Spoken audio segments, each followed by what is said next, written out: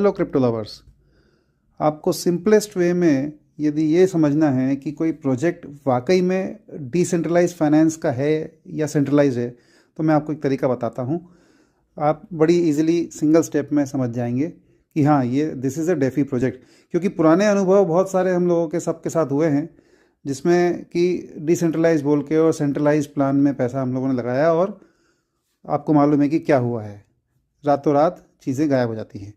तो दोस्तों, ये आर्क का जो प्रोजेक्ट है, इसको हम कैसे चेक करेंगे? तो पहले मैं बताता हूँ इसमें हमारा इन्वेस्टमेंट कितना है। उसको हम फिर कहाँ चेक करेंगे वो मैं आपको बताऊँगा। जैसे जस्ट समझने के हिसाब से मैं बता रहा हूँ, this is not an investment advice. ये बॉन्ड में करीब 26.93 आर्क इन्वेस्टेड है, ठीक है। आप नोट करिएगा 26.93 आर्क। दूसरा जो है, स्टेकिंग में जो इन्वेस्टमेंट है दैट इज़ 47.17। तो टोटल कितना हो गया? ये टोटल हो जाता है 74.1।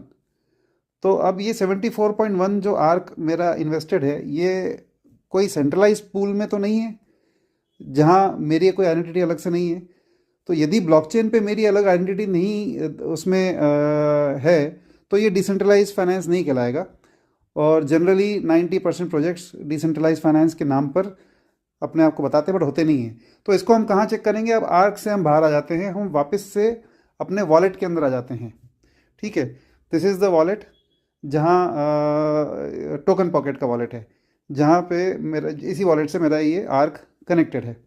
तो आप देखेंगे यहाँ पे डेफी करके एक ऑप्शन आता है। तो यदि इसमें डेफी में ये प्रोजेक्ट लिस्टेड होगा, तो हम ये श्योरली बोल सकते हैं, क्योंकि ये डेटा फैच करके लाएगा कहाँ से? ब्लॉकचेन से सीधा। तो हम इस पर क्लिक करते हैं। ये डॉलर में वैल्यू दिखा रहा है, इस पर हम जाके क्लिक करते हैं।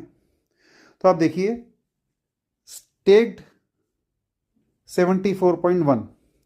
तो यहाँ ये क्रॉस चेक हो जाता है कि मेरा जो स्टेक्ड वैल्यू है, बॉन्ड के रूप में हो या डायरेक्ट स्टेकिंग हो, वो एक्चुअली डेफी प्लान में है, डेफी सिस्टम में है। डायरेक्ट ब्लॉकचेन पे मेरी एक आइडेंटिटी है जिसके साथ में वो रजिस्टर्ड है, और इसकी वैल्यू अभी करंट में डॉलर्स में इतनी है टोटल।